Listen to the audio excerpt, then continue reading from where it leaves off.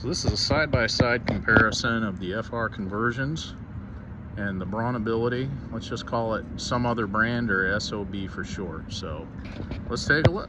Super simple one-handed operation. Gosh, I didn't mean to drop. It's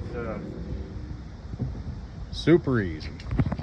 Super easy. One-piece ramp, 47 inches long. Starting with ramp, let's look at the width of the FR. We're just over 36¼ inches. With the BraunAbility, you got a latch in the middle, and you really have to be on the passenger side to deploy it because the handle's on the passenger side. And the bifold ramp. Now, one thing that's always concerned me about a bifold ramp is, number one, it's a little heavier to use, but this right here, this is a really nasty nip point. It can be, you got to be very careful, because if you accidentally get a finger or any other thing you don't want to lose in that when it's opening, it can really bite you. The other brand, some other brand, SOB, just over 34. So there's a 2-inch differential in ramp. Taking a look at the structure of the FR conversion, you got a 36.25-inch wide ramp. And then you go in and it's straight. So you have a straight in area, no moving up, in, and over.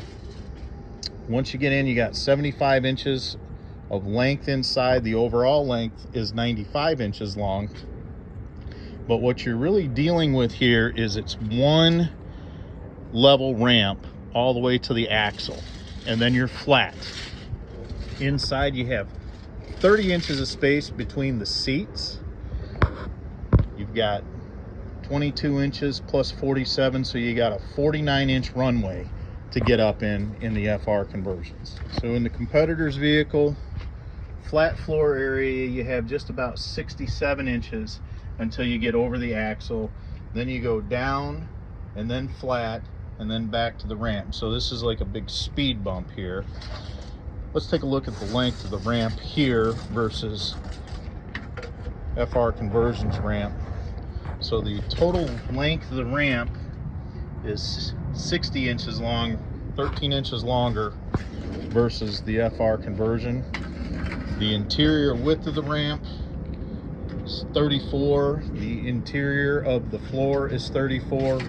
So you've got 2¼ inches more on the interior of the ramp, and then just about it's just about a little over 35 right here at the very far back. So about 2½ inches more, 34 once you get inside the ramp itself.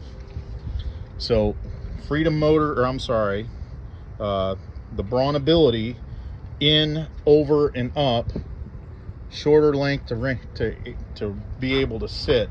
But when you put a chair back here on this severe angle, it really is disconcerting for passengers riding back there because they're leaning very far back. Here you can see between the seats you got 30 inches of space to be able to get up to the wheelchair. The wheelchair can ride in between the Freedman seats. The other thing is if you're trying to use the seat or the Q-straints and latch them to a wheelchair, you can actually reach in and get to the wheelchair with the seats, because your seat is in a position where you can actually reach in and utilize the Q-straints. We'll take a look at that in just a second in the competitor's vehicle. Big disadvantage of the flip and fold seats is seat width to seat width. You got about 12 to 13 inches, but really up at the armrest that squeezes down to just over 10 inches. So you just don't have room to get a chair in between these seats. Even with one down, you don't have enough space to get in between them. And then when you have these seats up and you're trying to use the Q-straints, you're dealing with a lot more difficulty because of the size of the seat to be able to hook the vehicle, to hook the mobility device into the chair itself. And realistically, when you're locking the seat, locking the wheelchair in, you have to have the seat folded. which makes it even more of a reach and a struggle to get in and get a hold of the Q strains and lock them onto the front of the wheelchair. One of the things that customers are asking about is a power conversion. Tailgates are power, but this is as easy as it is to operate our conversion. What I do is I grab it with my hand, I drop it down, and I catch it with the top of my toe. And then when I go to put it away, I just give it a flip, latch it. When you do it on a 5-volt ramp, there's no way you can do that because number one, you have to bend all the way over, grab the upper part of the ramp, fold it, and then latch it. This is why so many customers would like a power ramp option, but with the FR conversions, it's really not necessary. And you always have to watch. Don't ever have your hand right here or anything that you don't want nipped in that nip point because it will bite you. Here's the undercarriage of the FR conversions with 303 stainless steel exhaust from the exhaust manifold to the tip of the tailpipe, Tier 1 supplied pipes and hoses, and a powder-coated undercarriage to prevent rust. Now let's take a look at the Braun.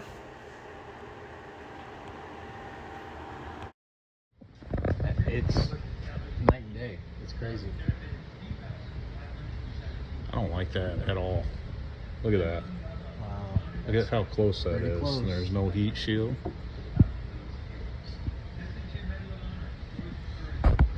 Undercoat.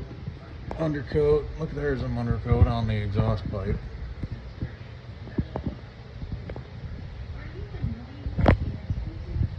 Suspension.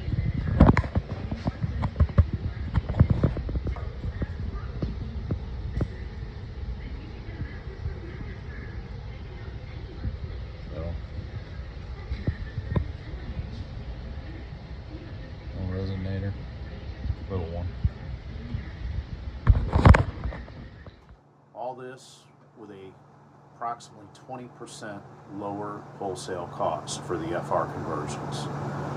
So feature for feature, benefit for benefit, construction versus construction, the FR conversion is a superior quality product built to withstand the severe duty of New York City taxi cab market, non-emergency medical transportation markets, and state agency markets. This vehicle is the quietest and best OEM ride vehicle that I've ever had, and I've had 129 demos, and I've spent over 1.5 million miles in wheelchair accessible demos in my career. So the choice is clear. If you want a high quality, affordable, wheelchair accessible rear entry conversion to put in your lot to stock and to attract customers, give me a call and let's get you on board as an FR conversions dealer. Thanks a lot.